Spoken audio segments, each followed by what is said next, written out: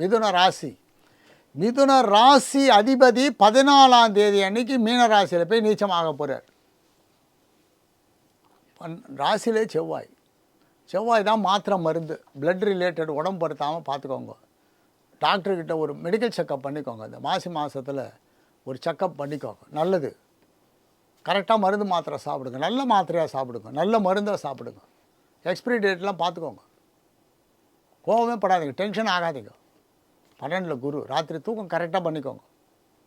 இரவு உணவும் உறக்கமும் சரியாக இருக்கணும். 9ஆம் இடத்தில் சூரியன் சனி பகவான். அப்பா அம்மா கிட்ட சண்டை வேண்டாம். தந்தையின் உடல்நலத்தில் அதிக அக்கறை. தந்தைன்றது நமக்கு இந்த உலகத்திற்கு அறிமுகப்படுத்தின வேறு தந்தை தான், அப்புறம் தான் தாய். தாய் 10 மாதம் சுமந்தா கூட தந்தை தான் நம்பர் 1.